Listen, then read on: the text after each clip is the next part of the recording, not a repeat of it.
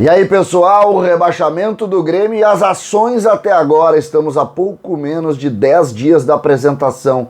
E aí, qual é o diagnóstico? O que a gente pode dizer além do discurso? César Cidade Dias falando de Grêmio aqui no YouTube, papo de gremista para gremista. Isso mesmo, gente. Rebaixamento do Grêmio no início de dezembro. Estamos chegando ao final de dezembro, a pouco menos de 10 dias da apresentação do grupo que vai tentar colocar o Grêmio na primeira divisão no ano de 22. E nós ouvimos muitos discursos, grupo dividido, falta de gestão, trabalho evoluindo do Mancini, dificuldades internas, nós ouvimos de tudo. Mas a pergunta que todos faziam: e o que aconteceu? O que foi feito? O que houve com o Grêmio? Por que um clube tão bem gerido, como se dizia, tão bem organizado, tão bem estruturado, caiu de forma constrangedora em meio a equipes que estavam com salários atrasados, com dificuldades de jogadores, com folha de pagamento de 20% do valor que o Grêmio pagava? O que de fato aconteceu? Aí todo mundo, no auge das gravatas, vai lá e coloca os seus discursos. Mas em discurso, nós não queremos mais participar. Não são dos discursos que nós vamos participar a governança, a capacidade, a transição, os nossos portais de transparência. Não, nós vamos para a prática. E o que fez o Grêmio após o rebaixamento? Vocês entenderam basicamente o que aconteceu? O Grêmio fez uma reunião do Conselho que aprovou uma suplementação orçamentária de mais de 110 milhões para pagar a conta da incompetência do futebol. Aí o Grêmio não teve nenhuma discussão política, não saiu nenhum dirigente. Nenhum dirigente deixou o Grêmio. Isso é prático, está escrito. Nenhum.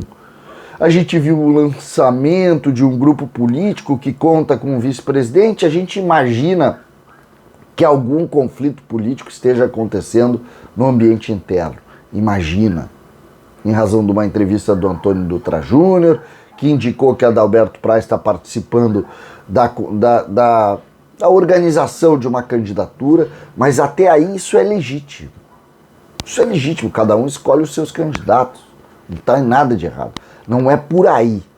Aí a gente vai para o meio prático dos profissionais. Carlos Amodeu, intocável. Diego Serri, o executivo de futebol contratado por Carlos Amodeu, intocável.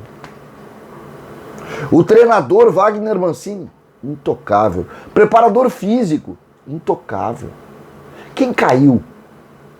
Caiu Marcelo Oliveira, o coordenador técnico, que tinha começado a trabalhar à vontade do próprio Grêmio depois de se aposentar. Saiu, jogou no domingo, segunda-feira assumiu como coordenador técnico. Caiu. Era óbvio a demissão do Marcelo Oliveira. Era óbvio. Por quê? Porque Marcelo Oliveira era o elo entre a direção e um vestiário derrubado. Pode ficar. Assim como outros nós vamos falar ainda. O outro que caiu, Thiago Gomes, o técnico da transição, que foi chamado pelo Grêmio para ser o membro da comissão permanente após a saída de Renato. Após a saída de Renato, que não se relacionou muito bem com o Thiago Nunes, mas que com o Filipão teve muito espaço e com o Mancini também foi demitido. Por quê? O que ele tem de culpa nesse processo? Ele tem ainda relação com o Renato, que é o que se diz. O que se diz aqui, e aí eu entro em discurso de novo, e ninguém vai falar publicamente, é tudo em cima de papinho de ouvido de trás, nós tivemos que tirar o status do Renato do vestiário. Aí caiu junto o Rafinha, que terminou o contrato, Diego Souza, que terminou o contrato, Cortez, que terminou o contrato. Além deles, o Grêmio mandou o Luiz Fernando, que terminou o contrato, o Léo Pereira, que terminou o contrato.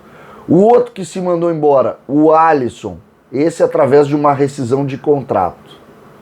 4 homens de confiança de Renato aqui. Luiz Fernando quinto. Todos eles trazidos por Renato Portaluppi.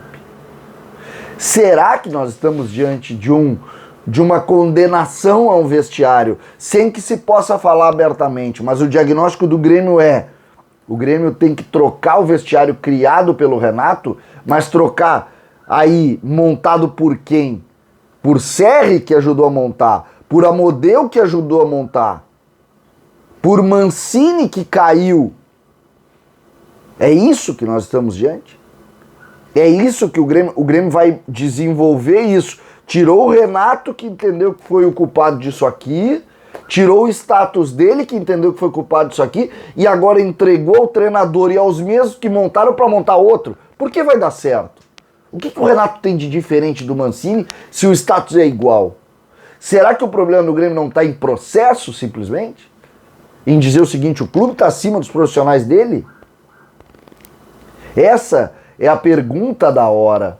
Por quê? Porque nós estamos a 10 dias da apresentação e nós estamos cometendo os mesmos erros da construção do outro trabalho. Evidente que o Renato teve 5 anos e isso está muito mais estruturado do que a gente imagina. É evidente isso. Só que a gente precisa ponderar esse ponto aqui, porque o status é entregar um profissional mais uma vez para aquele monte. Vou lembrar, Amodeu entrou no Grêmio em 17 e contribuiu 18, 19, 20 e 21.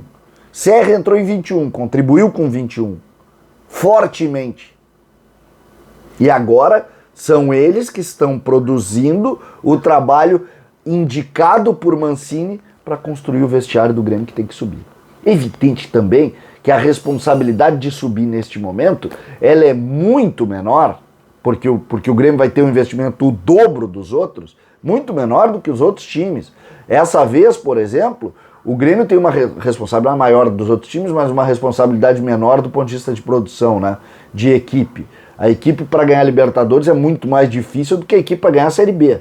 Isso é evidente. Então, o tamanho do desafio do Grêmio é mínimo, perto do desafio do Grêmio das últimas 5 temporadas. Ninguém pode tirar isso. Subir é uma coisa, ganhar a Libertadores é outra. São coisas completamente diferentes. Agora não tem desculpa não subir. Agora não.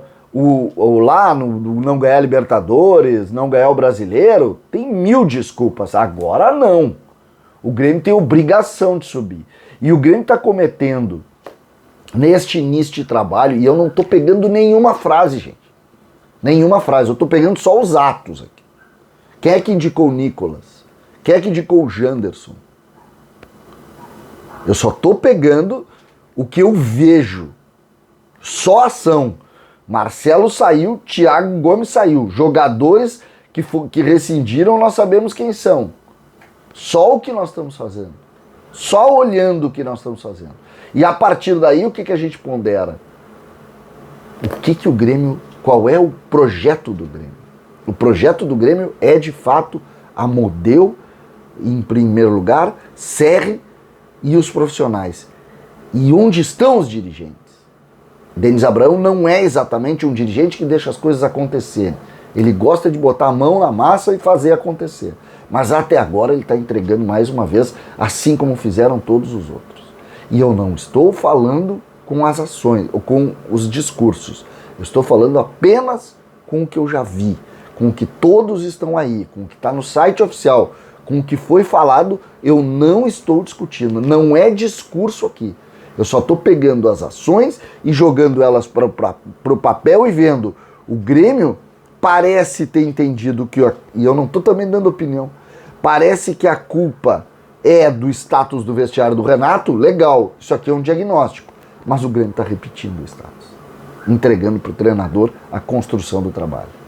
Ontem, quando eu falei das categorias de base, e eu vou muito fixar nisso, porque isso aqui é clube. Categoria de base é clube. Ontem me disseram que o Grêmio vai utilizar.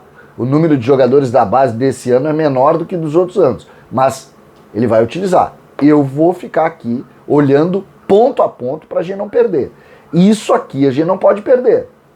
Já perdemos muita coisa. Isso nós não podemos perder. Então a gente vai trabalhar nesse aspecto. E aí? E você o que pensa? De quem é a culpa? O Grêmio parece não saber. César Cidade Dias falando de Grêmio aqui no YouTube.